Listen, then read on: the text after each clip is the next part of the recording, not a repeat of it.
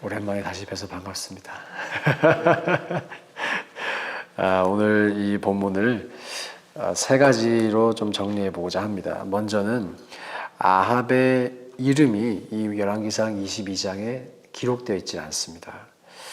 이 아합이 길르앗 라못으로 올라간다라고 소개하면서 22장 전체를 보면 1절부터 19절에는 아합의 이름을 굳이 언급하고 있지 않고 이스라엘의 왕이라고 기록을 하고 있어요. 20절에서 아주 잠깐 심판의 대상으로서 아합의 이름이 한 번 딱 언급이 됩니다. 그리고 그 이후에 다시 이름이 사라지고 길르앗 라못으로 올라가는 그 순간까지도 이름이 삭제가 되어 있습니다. 지금 아합에게는 400명의 거짓 선지자로부터 받은 잘못된 예언이 있죠. 당신이 올라가면 이길 것이다. 그리고 미가야로부터 받은 참된 예언 한 가지가 있었습니다. 근데 끝까지 이 아합이 거짓 예언을 선택하고 올라가고 있죠. 여기서 이름이 나타나 있지 않은 것은 비록 아합이 그것을 선택했다라고 주체적으로 선택했다라고 하지만 사실 이 모든 상황을 이끌어 가시는 분이 하나님이시다. 올해 저희 교회 표어처럼 주어가 하나님이시다. 그래서 아합은 수동적으로 따라오는 것이다라는 것을 보여주기 위해서 열왕기상 저자가 아합의 이름을 언급하고 있지 않다라고 많은 학자들이 분석하고 있습니다. 그리고 재미있는 것이 오늘 본문이 시작하는 29절 본문에 여호사밧이라는 이름이 나오죠. 여호사밧이라는 이 이름의 뜻이 바로 하나님이 심판하신다라는 뜻입니다. 지금 아합 이름을 우리가 다 알고 있지만 이름이 등장하고 있지 않은 그 이스라엘 왕과 여호사밧이 함께 올라가는 여호사밧의 이름만 강조되는 그것을 통해서 하나님의 심판이 강조되고 있는 것을 우리가 볼 수 있는 것이죠. 두 번째로 아합이 이런 상황 속에서 변장을 합니다. 꾀를 부립니다. 여기서 아합이 변장을 하는 모습은 사무엘상 28장 8절에 나타난 사울의 변장을 연상케 합니다. 당시 사울이 변장을 하고 신접한 여인을 찾아가죠. 왕이 변장을 한다라고 하는 이 메타포가 불길한 징조를 암시하고 있습니다. 그리고 사울의 결말이 어떠했는지를 다 우리는 알고 있듯이 변장을 하는 아합의 결말 역시 좋지 않겠구나라는 것을 본문이 미리 보여주고 있는 것이죠. 사실 그가 변장을 한 것은 자기 꾀에 자기가 속은 것입니다. 왜냐하면 전쟁터에서 왕은 아군들에 의해서 보호를 받을 수가 있죠. 저 사람이 왕이구나. 우리가 보호를 해야겠다. 그런데 변장을 했기 때문에 스스로 보호를 받지 못했고 죽음을 자초했다라고 볼 수가 있겠습니다. 세 번째 장면은 여호사밧이 끝까지 죽지 않는 장면입니다. 여호사밧도 얼마든지 죽을 수 있었죠. 왜냐하면 이 아합의 권면에 의해서 왕복을 입고 나갔기 때문입니다. 어떤 학자들은 아합이 이 여호사밧에게 왕복을 입히고 자기는 왕복을 입지 않는 것을 참 치졸한 행위다라고 분석하기도 합니다. 여호사밧만을 돋보이게 해서 여호사밧을 죽이고 자기는 살려는 그런 속셈이었다라고 분석하기도 합니다. 그럼에도 아람의 군사들이 여호사밧을 죽이지 않은 것은 참 놀라운 일이죠. 이 오늘 본문 32절에서 여호사밧이 소리를 지른다라고 되어 있죠. 소리를 지른다. 이 소리가 기도였던 것 같아요. 오늘 본문에는 나타나 있지 않는데 역대하 18장 31절에 똑같은 장면을 기록하면서 이렇게 기록이 되어 있습니다. 여호사밧이 소리를 지르매 여기까지는 열왕기상이 기록하고 있는데 이 뒤에가 열왕기상에 안 나타나 있어요. 여호사밧이 소리를 지르매 여호와께서 그를 도우시며 하나님이 그들을 감동시키사 그를 떠나가게 하신지라. 역대하 본문이 기록하고 있는 것이죠. 여호사밧이 소리를 지르니까 여호와께서 그를 도우시고 하나님이 그들을 감동시키사, 그래서 그들이 아람의 군사들이겠죠. 그들을 감동시키사 그를 떠나가게 하신지라. 하나님께서 여호사밧의 기도를 들으시고 아람의 군사들을 감동시키셔서 여호사밧을 떠나가게 하셨다. 죽이지 않은 것입니다. 죽이지 않은 것이다. 이렇게 세 가지 장면을 보면서 또 세 가지 메시지를 전하고자 합니다. 하나님께서 오래 참으시지만 반드시 심판하신다는 것을 아합을 통해 우리가 알 수 있습니다. 사실 이 열왕기상은 아합이라는 인물에 대해서 상당히 많은 분량을 할애하며 한 사람의 인생의 타락과 또 부분적인 회개와 또 심판을 아주 정밀하게 보여주고 있습니다. 아합은 하나님을 모르지 않았습니다. 어느 정도는 알고 있었죠. 그래서 하나님은 아합에게 계속해서 기회를 주시는 것을 우리가 볼 수가 있습니다.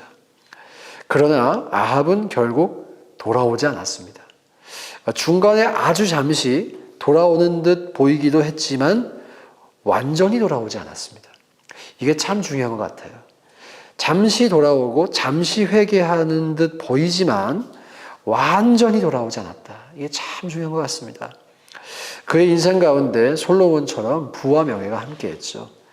그러나 하나님이 없는 부와 명예가 물거품이고 한순간에 사라질 수 있는 것임을 아합의 이야기는 우리에게 증거하고 있어요. 또 우리는 아합의 이야기를 보면서 하나님은 오래 참으시는 분이 분명하지만 악이 차면 반드시 심판을 시행하시는 분이시다라는 것을 확인할 수 있습니다. 사실 우리가 살아가는 이 세상도 그런 운명으로 지금 가고 있죠. 성경은 유토피아가 아니라 디스토피아를 소개합니다. 죄가 가득한 이 세상에 결국 하나님의 심판이 임할 것이라 라는 것을 요한계시록이 말씀하고 있습니다. 예수님을 우리가 믿고 그분의 뜻에 순복하여 산다면 그 심판을 피해갈 것이지만 여전히 죄의 길을 걷는 자는 결코 그 심판에서 벗어날 수 없다. 하나님은 오래 참으시지만 반드시 심판하신다. 그것을 성경이 증거하고 있죠. 우리의 인생도 마찬가지라고 믿습니다. 우리는 아합을 보면서 오래 참으시는 하나님을 발견하지만 그 하나님을 더 시험해서는 안 될 줄로 믿습니다. 하루빨리 돌아와야 한다는 것이죠. 하루빨리 돌아와야 하고 우리가 돌아오되 완전히 돌아와야 한다. 아합이 그것을 보여주고 있어요. 하루빨리 돌아오고 철저하게 돌아오라. 죄인 줄 알고 있다면 그것을 용납하지 말고 철저하게 미워해야 한다. 혹시 우리가 죄에 빠져 있지만 그것이 죄인 줄 모른다면 우리가 먼저는 깨닫게 해달라고 간구해야 할 것이고 그 죄가 죄인 줄 깨달았다면 그것을 미워할 수 있는 피 흘리기까지 싸울 수 있는 우리 모두 될 수 있기를 주의 이름으로 축원드립니다. 두 번째로 이 아합의 변장을 통해서 인간의 잔꾀가 하나님의 큰 역사 속에는 무의미하다는 것을 우리가 볼 수 있습니다. 하나님의 큰 뜻과 능력에 견주어 볼 때 그 누구도 그분의 계획에서 벗어날 수 없다는 것이죠. 하나님께서 뜻을 정하시면 심판하시기로 뜻을 정하시면 반드시 시행하십니다. 그리고 반드시 그 일은 이루어집니다. 에베소서 1장 11절에 이런 말씀이 있습니다. 모든 일을 그의 뜻의 결정대로 일하시는 이의 계획을 따라 우리가 예정을 입어 그 안에서 기업이 되었으니. 하나님을 이렇게 소개합니다. 모든 일을 그의 뜻의 결정대로 일하시는 이의 계획을 따라 우리가 예정을 입어 그 안에서 기업이 됐다. 하나님은 자신의 뜻을 결정하시면 그것을 반드시 실행하신다는 것이죠. 그 계획을 철회하지 않으신다. 그래서 우리가 인생을 지혜롭게 사는 비결이 있다면 그분의 계획에 동참하는 것인 줄로 믿습니다. 그분의 선하신 계획이 분명히 존재하고 그 뜻이 분명히 존재하기 때문에 우리의 잔꾀, 우리의 사사로운 마음을 최대한 버리고 주님의 뜻에 순종해야 한다는 것이죠.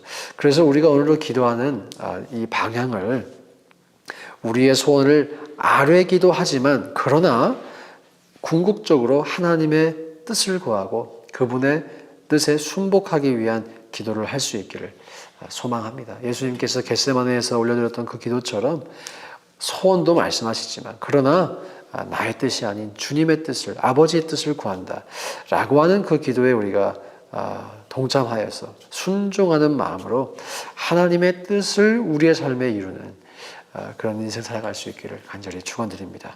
마지막으로 여호사밧이라는 인물을 통해서 우리는 성도의 삶을 좀 엿볼 수 있는 것 같아요. 우리의 인생과 닮아있지 않나 생각합니다. 여호사밧은 아합이라는 악인과 함께 하다가 결정적인 순간에 하나님을 의지하고 하나님의 은혜를 입는 그런 캐릭터라고 묘사가 됩니다.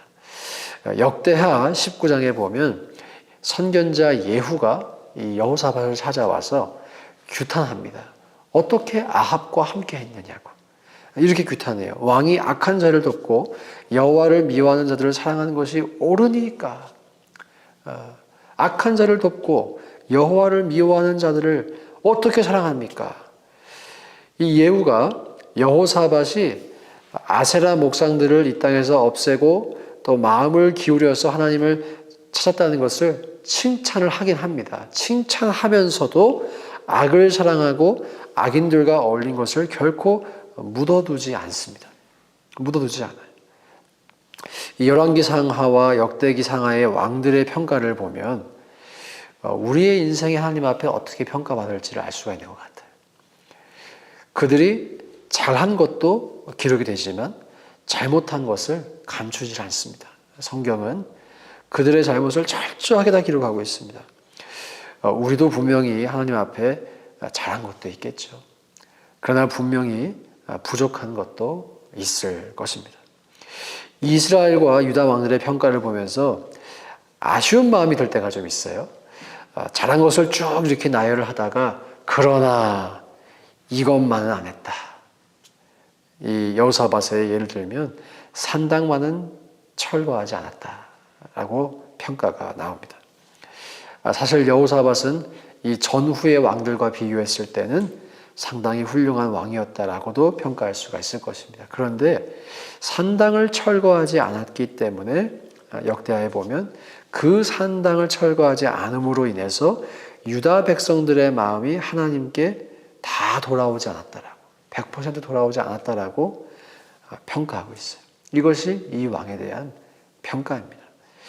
우리가 하나님 앞에 어떤 평가를 받기 원하는지 우리 스스로 한번 질문해 보기를 원합니다. 아까도 아합의 이 예를 들면서 말씀을 드렸죠. 그가 잠깐 회개하는 듯 했어요. 하지만 완전히 회개하지 않았습니다. 완전히 돌아오지 않았습니다.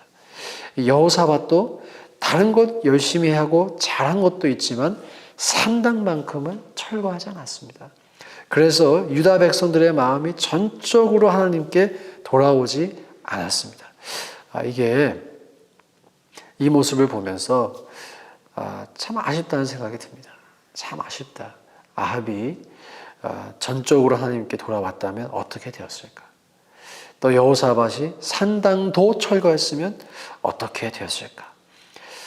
우리가 이왕 예수를 믿고 이왕 하나님을 사랑하기로 결정했다라면 우리가 마음과 목숨과 뜻과 힘을 다해 온전히 주님을 사랑할 수 있기를 소망합니다. 이것이 윤리적인 혹은 영적인 무흠한 완전 무결한 그런 상태가 되어야 한다는 의미는 아니겠죠. 그러나 우리의 마음속에 주님 이외에 사랑하는 무언가가 있다면, 우리의 마음속에 주님 이외에 우리가 섬기는 우리의 아세라상과 산당들이 남아있다면 그것들 다 헐어버릴 수 있기를 간절히 소망합니다. 그리고 주님만을 온전히 최선을 다해 사랑할 수 있기를, 그러면 하나님께서 우리의 인생을 기쁘게 또 잘했다라고 평가해 주실 줄로 믿습니다. 우리 모두가 그런 평가받을 수 있기를 주의 이름으로 축복합니다. 함께 이 시간 기도하실 때 받을 말씀 가지시고